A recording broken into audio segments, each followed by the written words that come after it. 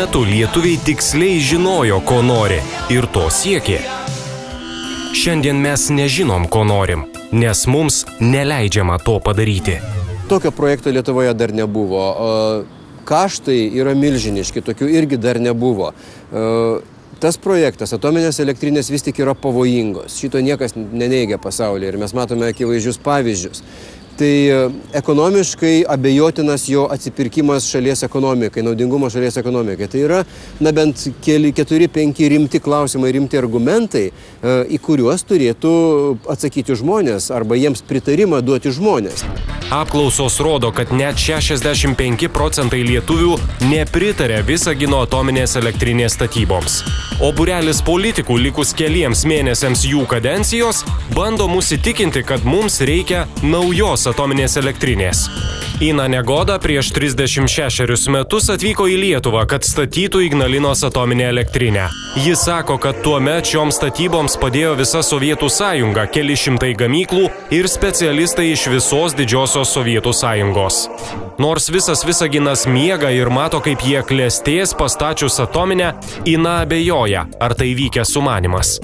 Хотя я и житель Висагинаса, и патриот города, и хочу, чтобы была построена Висагинская АЭС, но если так посмотреть объективно, то я считаю, что вообще атомная энергетика не для стран-карликов. Politikai žada, kad atominės statybos sukurs naujų darbo vietų.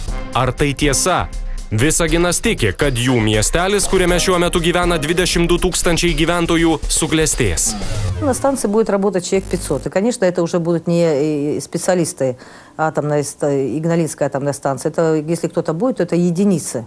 Единицы. Это молодые люди, которые знают английский язык, которые уже работали, но это будет насчитываться десятками, а отнюдь не сотнями.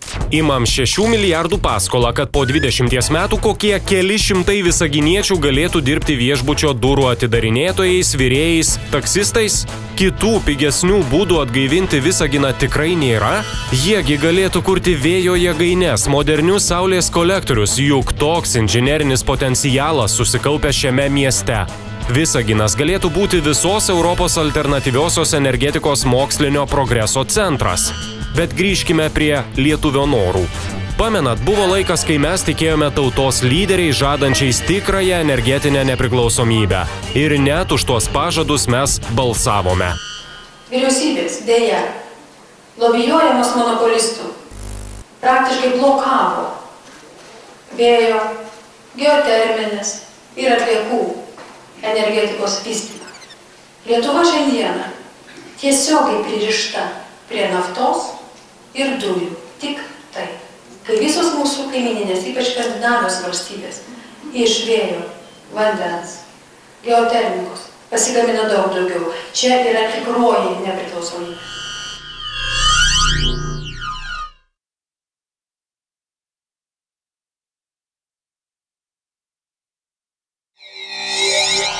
Dabar lietuvių pinigai taškomi projektams, kuriuos stumia politikai. Valdovų rūmams jau išleista apie 400 milijonų litų, nors turėjo užtekti 100 milijonų.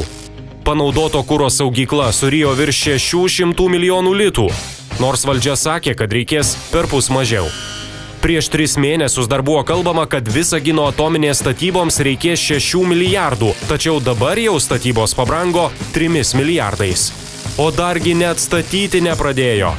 Tie, kurie jau pradėjo tokias statybas ir bendrai analitiniuose vertinimuose atsipirkimo laikas atominiam elektrinėm vertinimas maždaug nemažiau kaip 25-20 metų. Reiškia, tą visą laiką mes turėsim mokėti beveik dvigubai brangiau negu kad elektros energiją galėtume nupirkti rinkoje. Turėsim, galima sakyti, tokią finansinę ekonominę naštą, kurią neturtingai valstybė iš vis gan sunku bus pakelti.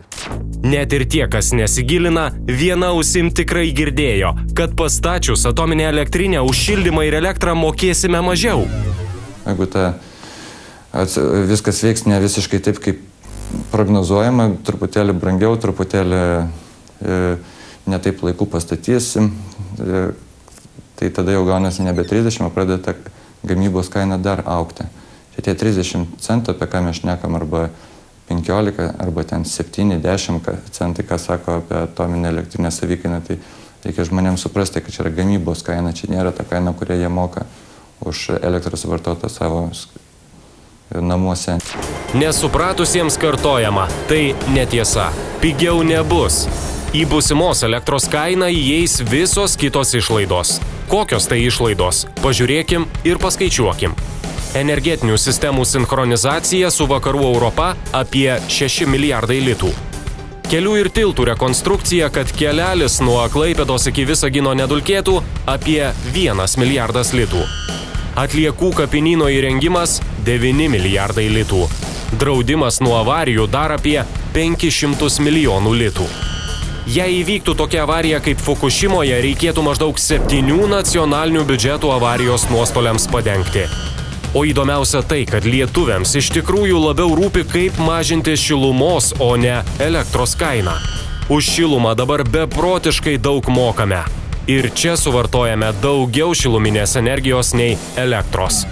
Šilumos energijos suvartojimas Lietuvoje yra 2 didesnis negu elektros energijos suvartojimas. Šilumos reikia Lietuvoje apie 20 TWh kasmet, elektros apie 10 TWh. Žiūrint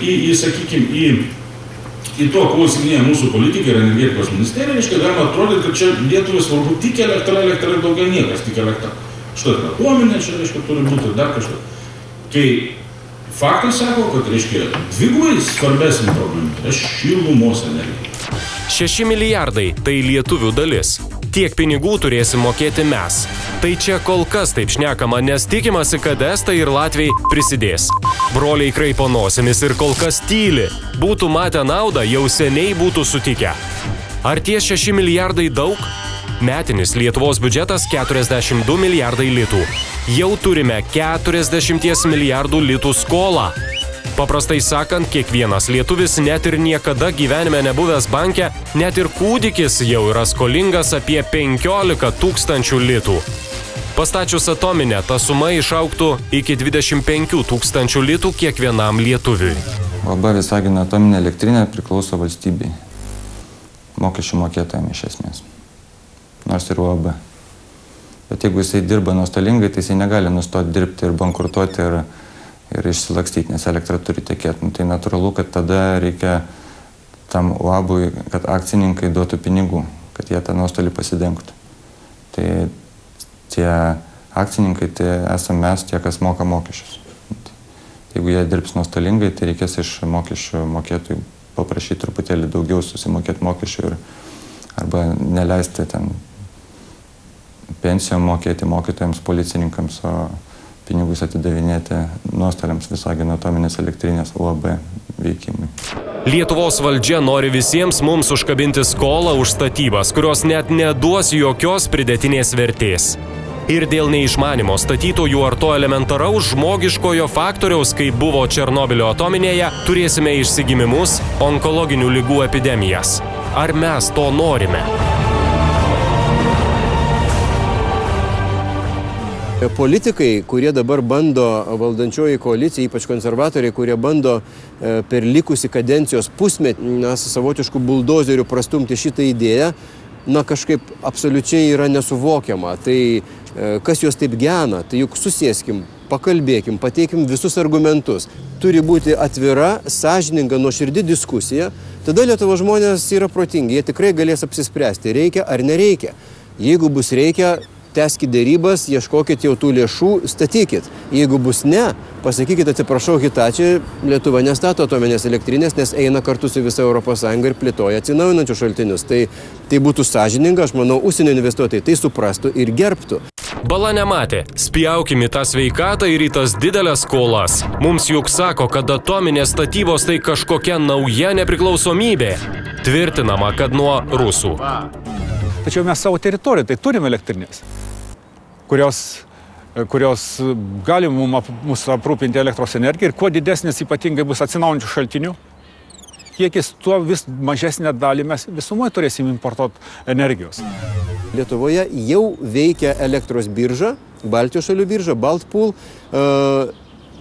Per porą metų mes pilnai įsijungėme, jau sutartys pasirašytos, pilnai įsijungėme į Skandinavijos Nordpool elektros biržą. kas ten paduos, iš to ir pirksim. Tai gali būti ir švediška, suomiška, norvegiška, ir rusiška, ir baltarusiška, ir lietuviška. Tai yra viskas eis į biržą. Tikra energetinė nepriklausomybė būtų, jei skatintume gamybą šalyje ir eksportą. Vien biokuro eksportas ir vietinių smulkių šios srities verslų skatinimas galėtų atgaivinti Lietuvos provincijas. Praeitą savaitę, pradėjau bandymus naujos gamyklos, kuris stovi Pakruojo rajone, Pamušio kaime.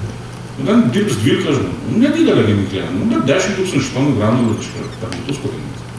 Apie 250-300 tūkstančių litų į biudžetą vietinį Pakruoją, sumokėti. Pakruojo tai yra milžiniški pinigai. Yra energetikos kelias, kurį renkasi tokios Europos šalys kaip Vokietija ar Danija.